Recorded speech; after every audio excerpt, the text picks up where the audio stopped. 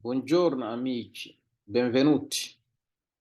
Ok, Achrio, farmi leggere prima di spiegare. Inta aanan fasirin Achrio. Dove abiti halkee degan tahay? Meeshaan waxaa hadlaya Alonso iyo Mariela. Dove abiti halkee degan tahay? Dove abiti? Abito a Pesaro in via Rossini. Con chi abiti? Abito con il mio fidanzato. Da quanto tempo abitate qui? Abitiamo qui da 3 anni. La tua famiglia dove abita? I miei genitori abitano qui in periferia, ma mia sorella abita a Roma, in centro. Dove abiti? Halkee degan tahay? Dove abiti? Alonso waxaa hadlaya Mariela. Alonso wuxuu yidhi dove abiti? Halkee degan tahay? Abito a Pesaro, waxaa deganaya Pesaro, magaalada Pesaro lahayo, in via Rossini, ee wadada Rossini. Con chi abiti? Yaa la degan tahay? Abito con il mio fidanzato, waxaa la deganaya saaxiibkay. Da quanto tempo abitate qui? Imisaad halkan degan tihiin? Abitiamo qui da 3 anni. Halkan waxaa degannahay 3 sano. La tua famiglia dove abita? Familkaagan halkuu degan yahay? I miei genitori, waalidiintayda, abitano qui halkan ay degan yihiin in periferia, magaalada banaankeeda. Magaalada Pesaro banaankeeda degan yihiin, dibadeeda, gudaha kama degna. Mia sorella walaashaydana abita a Roma, waxay degan tahay Roma in centro. Okay. Dove abiti? Io con chi abito weydii. Eedna waxay tiri abito a Pesaro in via Rossini. Abito con il mio fidanzato.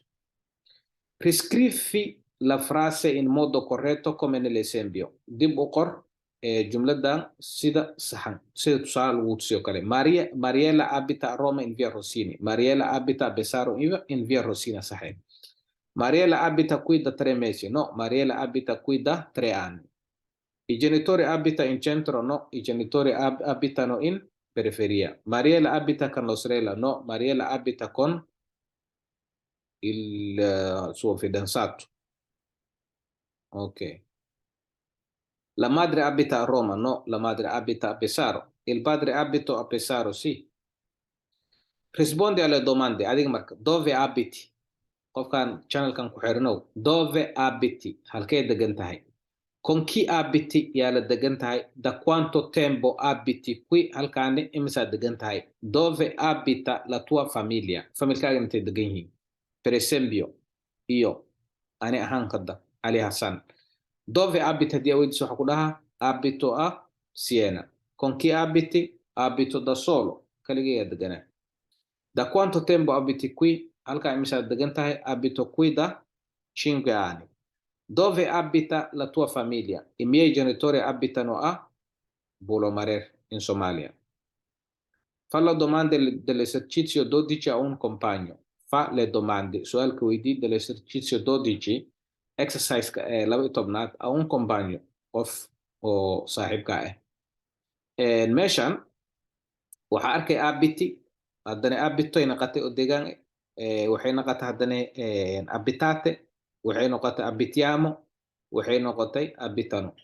Casharkaas oo dhammaystiran soo grammar waa casharkeena xiga. Ilaah hadduu yiraaho biidni illaahi kariim, waa verbo abitare. Marka halkaas ayuu casharka noogu joogaa. Asalaamu calaykum waraxmatullaahi wabarakaatu.